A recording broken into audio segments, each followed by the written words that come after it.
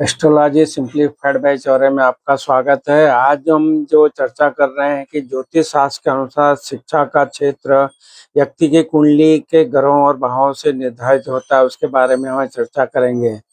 तो विशेष रूप से जब भी पंचम और नवम भाव का संबंध बुद्धि और उच्च शिक्षा से होता है, जबकि बुध, बृहस्पति, शुक्र, मंगल, सूर्य, शनि, राहु और केतु जैसे ग्रहों की स्थिति विभिन्न विषयों को दर्शाती है।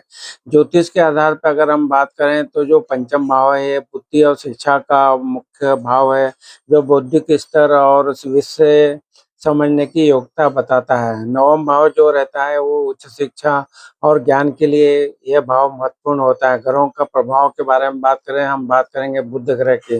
बुध ग्रह तर्क शक्ति, विश्लेषणात्मक कार्य, अनुसंधान और सूचना जो है प्रौद्योगिकी आईटी से संबंधित होता है। और बृहस्पति ग्रह के बारे में बात करें तो ये उच्च ज्ञान, दर्शन शास्त्र, धर्मशास्त्र और शिक्षण से जुड़ा हुआ है। शुक्र ग्रह के बारे में बात करें तो कला, मीडिया, फैशन, सुगंध, रचनात्मक क्षेत्रों से संबंधित होता है। सूर्य और मंगल जो आविष्कार, शोध, तकनीकी और इंजीनियरिंग क्षेत्रों से संबंधित होता है। चंद्रमा ग्रह के बारे में बात करें तो मनोविज्ञान, कला और जीव विज्ञान जैसे विषयों में रुझान दिखाता है। शनि जो ग्रह है वो इंजीनियरिंग, मैकेनिकल और तकनीकी विषयों का संकेत देता है।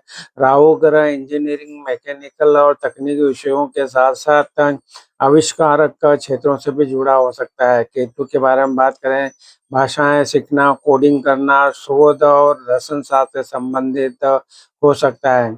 हमको अगर बात करें कि हमको विषय कैसे चुने तो उसके बारे में बात करें तो कुंडली का विश्लेषण जो रहता है, व्यक्ति की जन्म कुंडली में जो पंचम और नवम भाव की स्थिति को देखा जाता है। फिर ग्रहों की स्थिति के बारे में बात करें, तीन भावों से जुड़े ग्रहों की जो स्थिति का विश्लेषण करना चाहिए और फिर ग्रहों के अनुसार विषय लिए जा सकते हैं। जैसे यदि आपकी कुंडली में अगर बुध प्रबल है तो आपको आईटी, अनुसंधान और विश्लेषणात्मक विषय चुने। यदि बृहस्पति बलवान है तो कानून, धर्मशास्त्र और दर्शन शास्त्र चुने।